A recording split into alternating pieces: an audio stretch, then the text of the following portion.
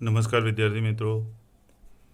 कक्षा 10 विषय विज्ञान, चैप्टर नंबर 14 ऊर्जा के स्रोत के तीसरे भाग में आप सबका स्वागत है। हम तापीय विद्युत संयंत्र के बारे में समझे। आइए हम देखते हैं जल विद्युत संयंत्र कैसा होता है, कैसे कार्य करता है। तो जल विद्युत संयंत्र ऊंचाई पर स्थित जल की स्थितिज ऊर्जा को विद्युत ऊर्जा में रूपांतरित करता है। अब ये स्थितिज ऊर्जा क्या है? तो ऊंचाई पर स्थित जल के अंदर जो ऊर्जा संग्रहित होती है, हम पत्थर को उठाते हैं और फिर उसको छोड़ देते हैं, तो पत्थर के अंदर स्थितिज ऊर्जा संग्रहित होती है। नीचे से उठाए और जितना कार्य करे उतनी ऊर्जा उसमें संग्रहित होती है। तो उसी प्रकार जो जल है वो ऊंचाई पर हम इकट्ठा करते हैं तो उसमें स्थिति ऊर्जा संग्रहित होती है। और ये ऊर्जा जब हम ये जल को नीचे गिराते हैं तो ये ऊर्जा मुक्त होती है, और नीचे गिराते हैं वहाँ पे हम विद्युत जनरेटर या विद्युत संयंत्र रखे तो हम विद्युत पैदा कर सकते हैं। आइए उसको किस तरह से विद्युत पैदा करते हैं इसकी आकृति देखें। यहाँ पे आकृति में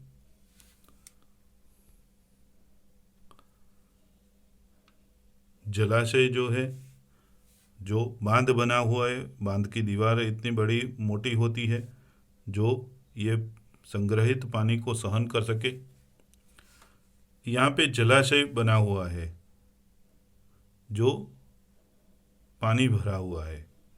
जल कपाट यानी ये जो बाहर निकलने, जल को बाहर निकलने का रास्ता है, उसको कंट्रोल करने के लिए जो द्वार होते हैं वो जल कपाट। जहाँ से जल बांध में से बाहर आता है, दरवाजों में से, वहाँ पे टरबाइन लगाया जाता है, और ये टरबाइन पानी के वेग को टरबाइन के साथ टकराने से टरबाइन घूमता है, और टरबाइन घूमता है तो ये विद्युत पावर पैदा करता है। तो इस तरह से हम जलाशयों में से नदियों के ऊपर बड़े बड़े बांध बनाकर जलाशय का निर्माण करके उसमें से जल विद्युत पैदा कर सकते हैं। जल विद्युत संयंत्र बांधों से संबंध किया गया है क्योंकि जल प्रपातों की संख्या बहुत ही कम है। भारत में ऊर्जा की मांग का चौथाई भाग की पूर्ति जल विद्युत संयंत्रों से की जाती है। तो हमारे देश में जो विद्युत ऊर्जा की मांग है, उसका ऊर्जा की मांग का चौथा भाग हम हमारे जल विद्युत संयंत्र से प्राप्त होती है। विविध प्रकार के बंधों में से ये जल विद्युत पैदा करके हमारे देश में चौथाई भाग की ऊर्जा की खपत ये जल विद्युत से हमें प्राप्त होती है। आइए हम देखें जल विद्युत से उत्पन्न होने वाली जो ऊर्जा है उसके लाभ कौन कौन से हैं। तो यहाँ पर्यावरण को कोई हानि नहीं पहुँचती, यहाँ कोई ऊर्जा स्रोत का दहन होता नहीं है, इसलिए कोई प्रदूषण फैलता नहीं है, कि पर्यावरण को इससे कोई हानि होती नहीं है। जल विद्युत ऊर्जा एक नवीकरणीय ऊर्जा का स्रोत है। पहले हमने चर्चा की थी ऊर्जा के दो प्रकार के स्रोत, अनवीकरणीय और नवीकरणीय ऊर्जा के स्रोत।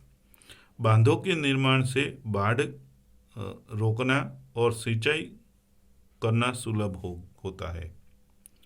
तो विविध प्रकार के बड़े बड़े बांध या छोटे बांध बनाकर हम जो नदी में जो बहाव आता है बारिश के सीजन में, तो उसको रोक के जो बाढ़ आती है उसको रोक सकते हैं, उससे होने वाले नुकसान को भी रोक सकते हैं, और पूरी सीजन में पानी भर के पूरे साल तक कृषि पैदाशों को जो पानी का आपूर्ति है वो सिंचाई के माध्यम से उसको दे सकते हैं। तो ये पर्यावरण को नुकसान नहीं पहुंचाता, नवीकरणीय ऊर्जा का स्रोत है, बांधों के निर्माण से बाढ़ को रोका जा सकता है, सिंचाई में पानी का उपयोग किया जा सकता है और जल विद्युत पैदा होता है। हानियां, इससे क्या क्या हानियां होती है? तो बांधों के निर्माण से कृषि योग्य भूमि और मानव आवास डूबने के कारण नष्ट हो जाता है।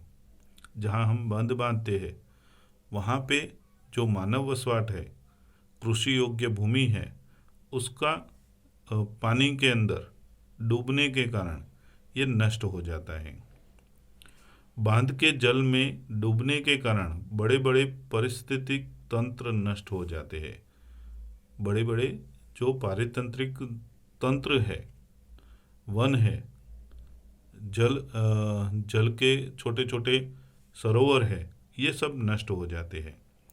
पेड़ पौधों वनस्पति का जल में डूबने से अवायवीय परिस्थिति में सड़ने से मीथेन गैस का उत्पन्न होना, जो ग्रीन हाउस गैस है।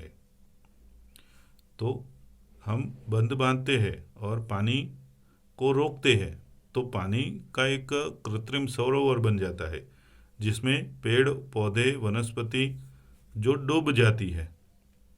डूबने से क्या होता है, उसमें सड़न पैदा होती है। सड़न पैदा होने से मीथेन गैस पैदा होती है और मीथेन गैस पैदा होती है वो वातावरण में मिलती है जो ग्रीन हाउस गैस के रूप में ये असर करती है। बांधों के निर्माण से विस्थापित लोगों को संतोषकारक पुनर्वास एवं क्षतिपूर्ण की समस्या भी उत्पन्न होती है।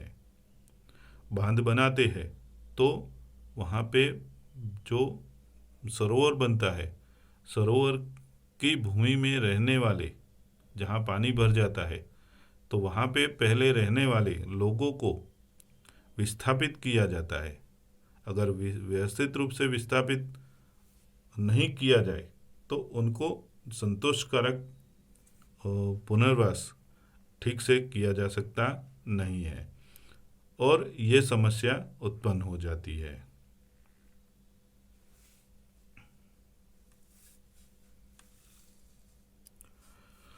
ऊर्जा के पारंपरिक स्रोत के उपयोग के लिए प्रौद्योगिकियों में सुधार। जैव मात्रा, जिसको हम बायोमास कहते हैं या बायोगैस भी कहते हैं, कृषि एवं जंतु अपशिष्ट जिन्हें हम ईंधन के रूप में उपयोग में लेते हैं, जैसे कि लकड़ी, गोबर, सूखे तने और पत्तियां आदि को हम ईंधन के रूप में गांवों में उपयोग में लेते हैं। लकड़ी जैव मात्र का एक रूप है जिसे लंबे समय से ईंधन के रूप में गांवों में अपने देश में उपयोग में लिया जाता है। अब ये लकड़ी को ईंधन के रूप में उपयोग करने से क्या क्या हानियां हैं, नुकसान कौन कौन से हैं? तो ये लकड़ी जलाने से बहुत ही अधिक धुआं पैदा होता है जो वातावरण को क्या करता है, प्रदूषित करता है। और ये लकड़ी जलने से अधिक प्रमाण में ऊष्मा उत्पन्न होती नहीं है, इसलिए अधिक लकड़ी को जलाना पड़ता है। अतः उपकरणों में तकनीकी सुधार करके परंपरागत ऊर्जा के स्रोत की दक्षता बढ़ाई जा सकती है।